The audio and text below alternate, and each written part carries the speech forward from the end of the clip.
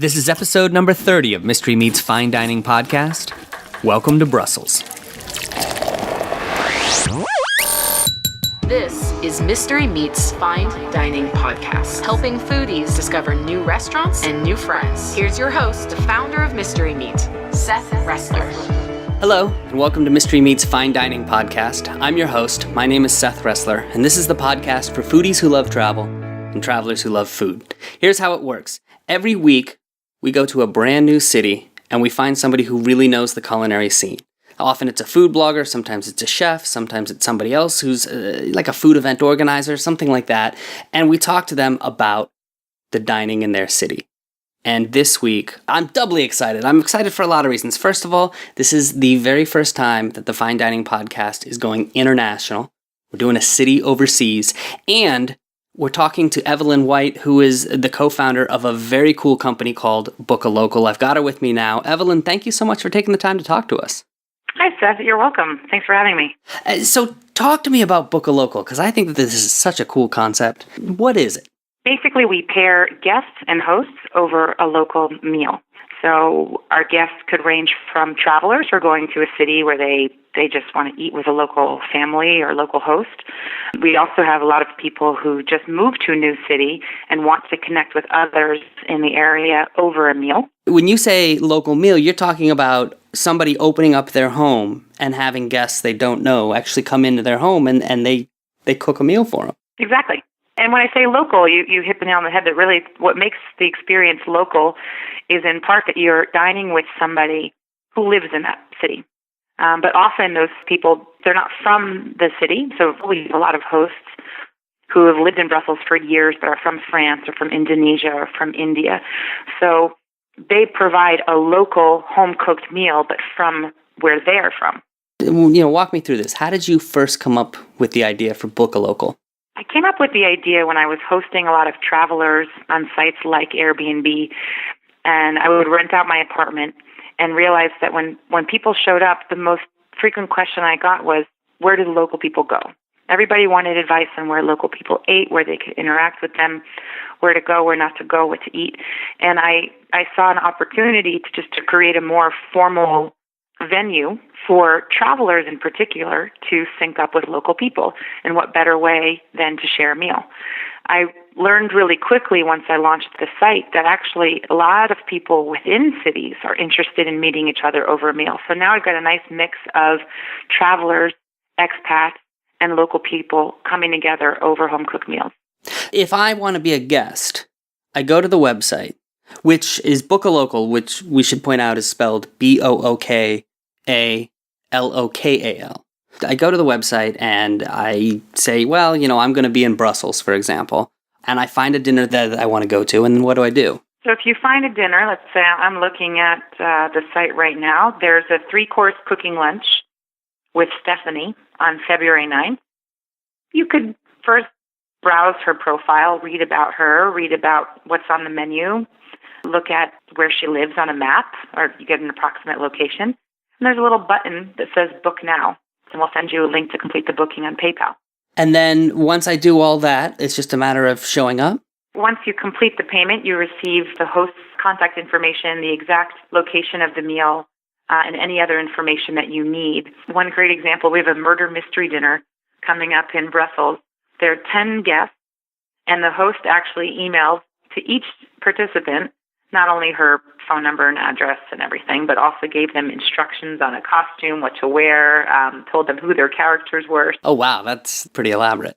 Yeah. And then I show up, and then I can expect a mix of both locals and other people who may be traveling or may be new to the city, and, we just all have dinner together, huh? Yeah, it really depends. So when you book the meal, you have a sense for the size of the meal. There's usually a minimum and a maximum. And I try to be as explicit as possible about what the group size is so that as a guest, you know exactly what to expect. So, for example, Annie is an Indian host. She has 4 seats around the table, plus her and her husband eat with you. So there are 6 of you. So it's important that you know what you're about to walk into. So let me ask some of the obvious questions, and I'm sure you get this a lot. What about safety concerns? Safety is incredibly important to us. One of the ways that we try to make sure that you feel safe as a guest is that we provide a verification service to hosts. So when a host signs up on our site, they fill out all the information to create the profile, and then we give them the opportunity to schedule a verification meal with one of our verifiers. Our verifiers go to the host house, shake their hand, see the space, take photos of the place where the meal will take place. They sample the food, and they just get a sense for what the hosts are like. And what we hope that the verifiers do is really capture the essence of what the hosts are like and what the space is like. So things like, if you're allergic to pets, you may not want to go to this house, or if this place you need a car, or is the house spacious? Is it a small, cramped apartment? Whatever it is. Right. We just want to give an accurate reflection and also vouch for the people who are hosting. I don't know if you get this question a lot, but I certainly do with mystery meat dinners. Food allergies, dietary restrictions, things like that. We highlight anytime a host offers a meal that is vegetarian, we highlight that. We have a few hosts that are gluten-free, we highlight that. Now, if you are a guest and you have food allergies, and you're going to, let's say, the Mexican taco dinner, if you're gluten-free, you reach out to the host once you've booked and say, hey, can you make sure there's some corn tortillas in addition to the flour? And the hosts are very happy to accommodate food allergies. Gotcha. And how long has the site been going so far? We launched in October of 2012. So it's very new. It picked up really quickly in Brussels, and it's exciting to see it spread to other cities around Europe and also around the world. Oh, that's great. Congratulations. Thank you. Now, where are you finding your hosts? And, what is the procedure for becoming a host? Initially, I reached out to the food blogging community. They were really the early adopters, both on the host and the guest side. Now I'm finding hosts just by people experiencing a meal as a guest, or they read about it on a food blog. There's a lot of word of mouth. People go to an experience, they like it, and I'd say between 1 and 3 people at every meal have turned around and become a host within 24 hours. Wow. Yeah, it's a great conversion rate. So what I love about that is it makes Vocal Local even more of a community, because you have most of the users acting as a host and a guest at the same time. Right. Oh, that's very cool. Now, I saw that you've got some dinners going on in the United States already. Mm-hmm. Where else are you at this point? Gosh, within Europe, we've had dinners in most of our activities in Brussels. We've had dinners in Paris, in Zurich. We've got one next week in San Francisco. We have hosts all over. I mean, in Zimbabwe, in South Africa, in Australia, Singapore, India. So as hosts have requested to sign up, we let them sign up. And our hope is that as we grow, more and more travelers will start to look at Vocal Local, and we'll look to book those international destinations. Wow, that's amazing. Congratulations. That's very exciting. Thank you. Thanks. All right, so we want to talk about the city of Brussels. You are, as I said, our first international guest, though you actually grew up in the United States, correct? I did. I grew up in the United States, but with a French mom. When did you first go to Brussels? What took you to Brussels? My first trip to Brussels was, like many people, it was on a train ride from Paris to Amsterdam, and you have to stop through Brussels. And so that was the first time I stopped through. I spent a day. It was in college. I had a great time, and then moved on. And then 5 or 6 years later, I got a job offer to move to Brussels. And all I knew about it was that I'd been there that one day. I knew that the most common language in the city is French, although they also speak Dutch and German in Belgium. And I thought it'd be a great place to live for a year. And 5 years later, I found myself still in Brussels. All right, now you've actually got a trivia question for me about the city. Oh, yes. What is it? Sure. What is the number one reason why people visit Brussels? The number one reason why people visit Brussels. All right, so I know Brussels is in Belgium. Yeah. And I know that because I looked it up. So that doesn't help me at all. Is pot legal in Brussels? I don't know. Nope. So it can't be that. I don't know. So we're going to do what we always do, which is I'm going to stall by talking about the city of Brussels. Okay. Tell me, you went to Brussels, and you mentioned all the different languages that they speak there. I assume you speak French. Yes. Do you speak all the other languages as well? I don't. So the German-speaking population is pretty small, but the other major language is Dutch, also commonly called Flemish. But in Brussels, I think it's about 80% Francophone. Okay. So if you live in Brussels, you can get by speaking French and English, but I am learning Dutch. Yeah, so that was my question, is how hard is it to get, if you only know English, for example, how hard is it to get around in the city? It's very easy to get by in Brussels and in the other major cities because people who speak Dutch as their first language tend to be very good in English.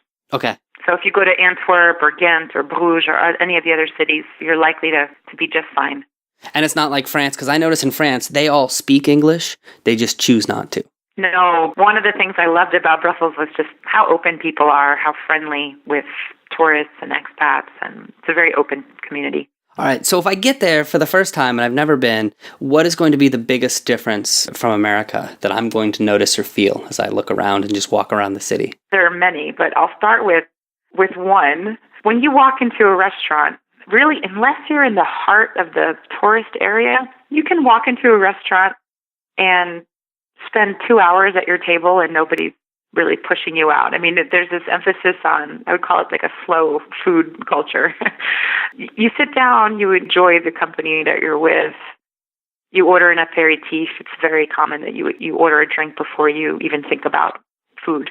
Gotcha. So there isn't this high turnover rate kind of thing that... No, and in fact, when I first got to Brussels, I found it irritating, and then it grew on me, and I started to appreciate that quality of just taking your time. You walk in, it's more about socializing over the meal than it is about getting in and out and clearing it for the next person.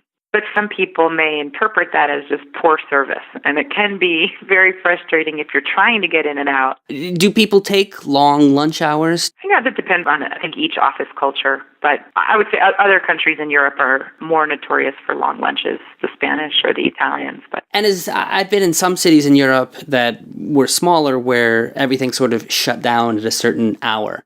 Does Brussels go all night long, or no? What time does it shut down? That's the other big difference that I was going to mention is that, again, unless you're in a very specific part of the city, most of Brussels is completely shut down on Sundays. And it also shuts down pretty early. So a lot of the stores close anywhere from 6, 7, or 8 p.m. at the latest.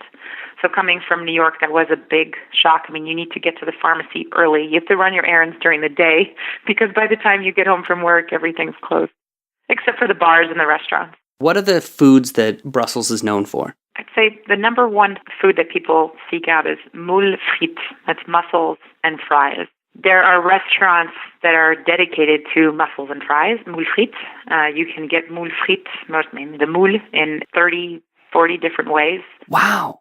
There's always a house specialty with a vegetable-based broth with celery and onions and some white wine. You can get it tomato-based. You can also get cream of curry, moule, you name it. There's rosemary, thyme, lemon butter, garlic. There's so many ways to make mussels. And then obviously, I think Belgium, waffles. Mm-hmm. Is that actually a big thing there? I don't know what a Belgian waffle is. There's no such thing as a Belgian waffle in Belgium. Right. But there are Brussels waffles. There are Liège waffles. Liège is another city in Belgium, in the French-speaking part in Wallonia. There's a Stroop waffle. I think the most common waffle you'll find is the Liège waffle. Okay. The way you can pick out a Liège waffle is because when you bite into them, they have actually chunks of caramelized sugar baked inside. Ooh, that sounds good. Oh, yeah, and when you go to the local market on the weekend, you, instead of finding an ice cream truck, you find a waffle truck. In fact, there's a waffle truck that drives by my apartment many times a day, so you can get a waffle any time of day. So is waffle strictly a breakfast food there? No, it's a snack. They don't eat waffles for breakfast. So what is a typical breakfast meal then? A typical breakfast meal would be what's called a tartine, so really toasted bread with some jam, some butter, meats and cheeses. And you have a lot of like cold cuts, kind of the equivalent of cold cuts. Right. But really a lot of cheese. Some of the items that you'd find on a more elaborate brunch menu. So talk to me about some of the different dining districts or some of the different neighborhoods, particularly if I'm a foodie coming to Brussels. What are some of the areas that I should explore? One of the really fun up-and-coming neighborhoods is called Sainte-Catherine, and Sainte-Catherine in English is St. Catherine. It's the name of a church that overlooks a very large rectangular square where there's a fish market there, and it became known as the epicenter of seafood. They have a lot of famous seafood restaurants. And there's also in front of St. Catherine, there's a man who's been selling oysters and white wine. And it's so cheap. I mean, you pay a few euros, you get 6 oysters and a glass of white wine, and just stand outside on the square and eat oysters. Another great area is the downtown area in the Grande Place. I think some people may dismiss it because it is the most touristy destination. Mm-hmm. But honestly, wherever you go in Brussels, you'll find phenomenal food. So some of the well-known restaurants like Chez Léon, you could call it a tourist trap, but honestly, the food is very good. And there's a plethora of restaurants in that area. There's a little Greek neighborhood where all you find is great Greek food. And then another neighborhood that's a little bit off the beaten path, it's called Ixelles, and a particular square in Ixelles called Châtelain, means little castle. Mm-hmm. It's a residential neighborhood, but that has a great market every single Wednesday that turns into it's a food market. And in the evening, as the vendors leave, the wine vendors stick around, and it turns into this little outdoor wine party. That's awesome. Yeah. How do you get around Brussels? Is it very easy to access through public transportation, or do you need a car? Is it a bicycle-heavy city? It's not a bicycle-heavy city. Most people would get around in Brussels by metro and tram, although if you're visiting as a tourist, definitely you can get around by metro and tram. A lot of people who live there do have smart cars, the little tiny ones that you can park anywhere. It's not like New York where it's really tough to have a car. It just wouldn't even make sense. There's a mix. But the tram has a very huge network to get you anywhere you need to go. They do stop around midnight, but it's such a relatively small city that it's not that expensive to get where you need to go. And is there a particular time of year that's best to visit? Yeah, the best time of year is really the summer. It gets pretty cold in Brussels, and it snows a lot in the winter. So if you want to take advantage of all the food markets, the outdoor food scene, then your best bet is to come in the summer months, really June, July. Although you never know what you'll get. It can change on a dime? It can change. The joke about Brussels is that you see 4 seasons in every day. It's not entirely true, but I learned pretty quickly where that came from. What about food events? Are there any particular events that it might be worth planning a vacation around? There's a beer festival that is in August. And they bring beers from all over Brussels. I don't know if you know, Belgians consume the most beer per capita, and they're very proud of all their brews. I did not know that, but I suddenly have a newfound respect for them. They do, and they drink the most of their own beers. They really appreciate drinking local. I mean, I hear a lot about Belgian-style beers, but what does that actually mean when you're in Belgium? They brew them a lot stronger than they do. And some of the alcohol content, I think, goes up to, I say 12%. Wow. So if you don't know what you're ordering, you can surprise yourself with a headache after 2 beers. And is it a lot of wheat beers? There are a lot of wheat beers. Yeah, I think in the States, when you talk about Belgian beers, you're really talking about usually wheat, cloudy beers. Right. That's the Hoegaarden, mm-hmm. which is a lot like Blue Moon. Ah, I love that beer. Which one, Hoegaarden? That might be my favorite beer. Yeah. Though I pronounce it like an American. I pronounce it Hoegaarden. Yeah, it's Hoegaarden.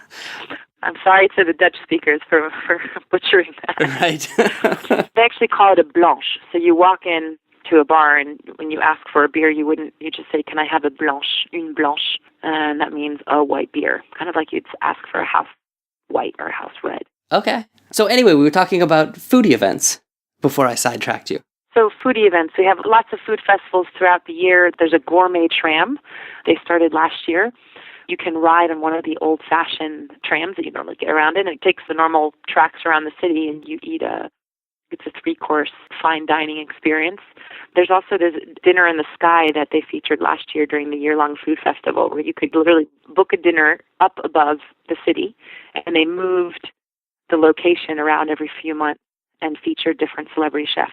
Wait a minute. So explain that. That means that basically this is in a tall building, or what does that mean? What it means is that they actually built a space, suspending restaurant-type structures where you could house a Michelin restaurant, 20, 25 people.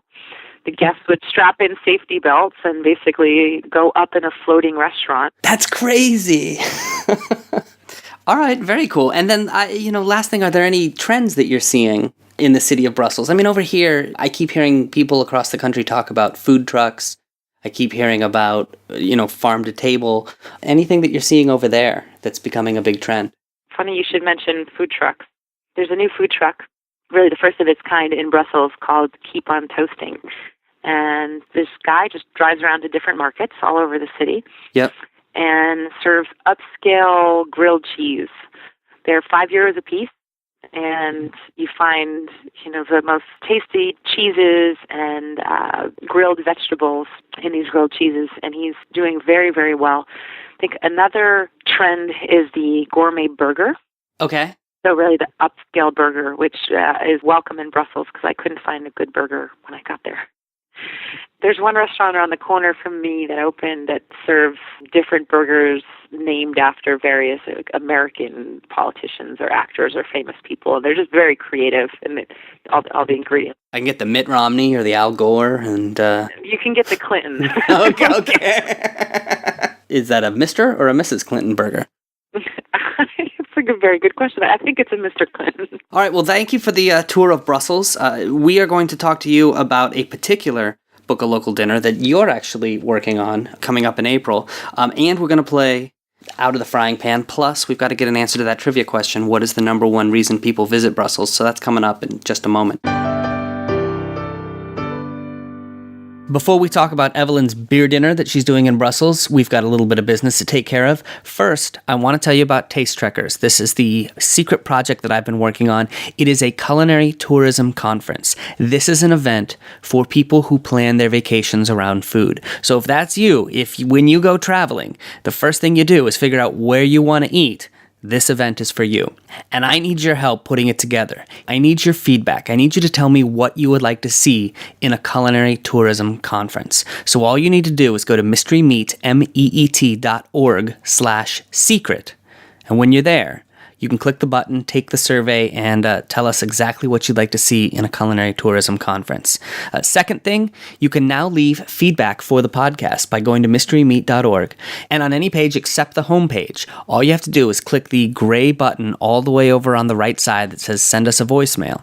And you can leave a voicemail right there from your computer. You don't even need to pick up your phone. How convenient is that?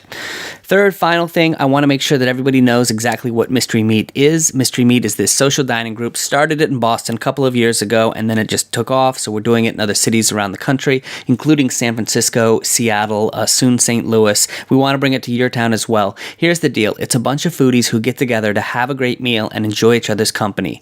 But there's a catch. They don't find out where they're going until 24 hours in advance. So you've got to be an adventurous foodie, right? This is not for everybody. But if that's you, if you're the type of person who walks into a restaurant and says, hey, I'll try whatever the chef recommends, you're the type of person who would love this event. We get a bunch of foodies together. Everybody talks about where they've eaten and have you tried this and have you ever made that and so on and so forth all night. It's a lot of fun. We'd love to have you join us. All you have to do is go to mysterymeat.org, click the big orange button that says get an invitation and sign up. If you're in a city where we're already hosting Mystery Meat dinners, we will invite you to the next one. If we don't have Mystery Meat dinners going on in your city yet, that's okay. Just get a bunch of friends to sign up, and when we start to see interest, then we'll start hosting dinners in your city as well. So head on over, mysterymeat.org, click the big orange button, sign up to get an invitation. We are talking to Evelyn White. She's the co-founder of Book a Local, which is a social dining. How do you describe it? I mean, when people ask you, well, what is it? It's a social dining network. It's a place where you can browse local home-cooked meals around the world. And we have brunches, lunches, dinners, cooking classes, food tours, really anything food-related but personal. It's always a personal experience. We don't have companies organizing tours. They're always individual. All right, you asked me a trivia question earlier. What was it once again? What's the number one reason that people visit Brussels?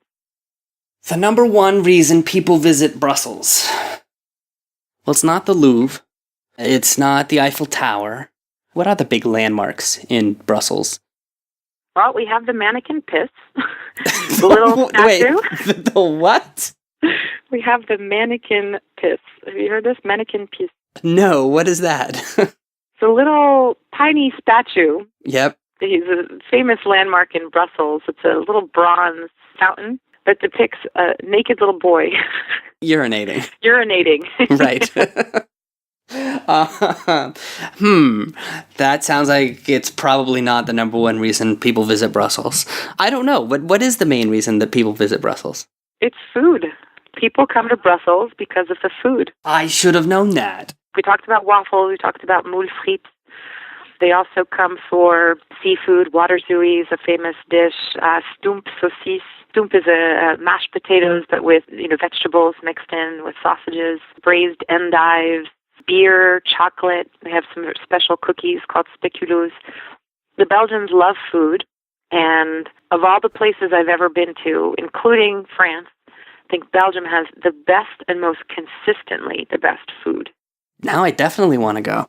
You have moved Brussels to the top of my list. Let's talk about a particular dinner that maybe I'll come out for, which is this beer lovers dinner that you're hosting. Tell me about it. Tell me about what's going on. I've got two friends in Brussels. One who is the head of the beer club in Brussels, so he organizes trips to different breweries around Belgium. And another one who's also a beer enthusiast. He's starting a beer connoisseur magazine. And they came to me and said, we do all sorts of beer tastings. We'd like to get more food involved in the meals. And so we decided to co-host a beer and dinner pairing. There will be 5 beers and 3 courses. We have a lot of debate on what should be on the menu, but for sure we'll have a carbonade flamande, which is a very traditional Belgian Flemish dish, like a sweet and sour beef stew that's made with beer. Yeah. And then we will have a dessert with spéculoos and a raspberry sauce, and we'll bring out a beer that has kind of hints of raspberry in them. Now, how many people are going to be at this dinner? We'll have 10. So you're going to open it up, you've got these 10 guests, and you're putting this all together. This sounds fantastic. Who's actually doing the cooking? Is that you? Yes, it will be me. I'm in charge of the cooking, and then the 2 guys are in charge of picking the right beers to go with all the dishes and to sourcing from local breweries. How much are you going to charge for this? It'll be 35 euros. 35 euros, which works out to be... somewhere between $42, $45. Oh, that's not bad at all to go for a nice home-cooked meal with 10 other people. That sounds like a lot of fun.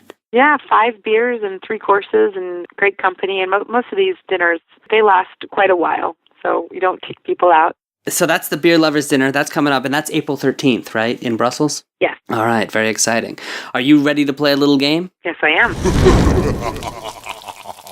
All right, here we go. This game is called Out of the Frying Pan. I'm going to ask you for a series of recommendations. Just tell me the first thing that pops into your head. Are you ready? I'm ready. What is your favorite restaurant to take out-of-town guests to? La Piola, a little Italian restaurant that's just around the corner from my house, so it's quite convenient. It's small. You can see the chef in the kitchens because it's in the dining area. It seats no more than 20 people. Has a great little terrace. It's always packed, and the food is fresh. There are only about 4, 5, or 6 items to choose from, so you can't get too confused, and they're all just phenomenal. What is the most romantic restaurant in the city of Brussels? Oh, Comme Chez Soi. Comme Chez Soi is a restaurant that's been around for almost 30 years, and it's a 3-star Michelin restaurant. Ooh. It's very, very romantic. It's very upscale and quite hard to get a reservation to, so do that in advance. Is there a place with a particularly nice view? Yeah, there's a place on top of the Musical Instrument Museum. They have a 360-degree terrace that overlooks the city, and they have a decent brunch there. Although I would go more for the view and less for the brunch. Good to know. We've talked about Belgian waffles. Is there a particular place that you recommend people go to for waffles? Just go to any one of the trucks. I mean, the trucks at the markets are very, very good. I think they're the best in town. Do you have a favorite spot to go to for dessert? Yeah, Place du Sablon. Place du Sablon has the highest concentration of chocolate shops in the city of Brussels. We talked a lot about the great Belgian beers. Is there a place to go to with a particularly good beer selection? Yeah, Delirium. Delirium is in the downtown area, and they have over 2,000 beers. It's a huge bar. Yeah. All right, and then last question. Where's the best place to go to watch the World Cup? Oh, Michael Collins and Fat Boys. It is the best sports bar in Brussels by far. All right. Well, thank you for playing. That was wonderful. Evelyn White, the website is called Bookalokal. That's BOOKALOKAL. People can go there, they can browse the dinners, they can see if there's one that they want to go to. They can also open up their own home to other people to come over and have a dinner. What about you? If people want to follow you on social media, how can they do that? We're on Facebook and we're on Twitter. Just look up Book a Local. So that's where I post pictures and recipes and links to photos from different events. I encourage you to follow us at Book a Local on Facebook and Twitter. Thank you so much for coming on. Thank you for being our first international guest. You're very welcome. My name is Seth Ressler. This is the Fine Dining Podcast. A couple of show notes. First of all, if you want to come to a Mystery Meat dinner, just head over to mysterymeats.org. Click the big orange button that says Get an Invitation. You can also go over there and find links to everything that we talked about in this podcast. While you're there, you can subscribe to the podcast in iTunes. You can even leave a review on iTunes. You can follow us on Twitter. We are mystery_meat. We're also on Facebook as well, along with Pinterest and Google Plus and a number of other things. And also, if you want to, you can now leave a voicemail for the podcast. Go over to the Mystery Meat website and you'll see a gray button on the right side that says send us a voicemail. Click it. You don't even need to pick up your phone. You can just leave a voicemail from your computer. And if it's interesting or compelling, we will absolutely include it in a future episode of the podcast. Finally, if you are a food blogger or a food event organizer or a chef or somebody who really knows the culinary scene in your city and you want to come on and talk to people about it, please click the Contact Us link on the website and shoot us an email. We would love to have you on as a guest. Thank you so much for listening, and we will talk to you next time. This has been Mystery Meats Fine Dining Podcast. You can find links to the websites mentioned in this episode at mysterymeat.org/podcast. Thank you for listening.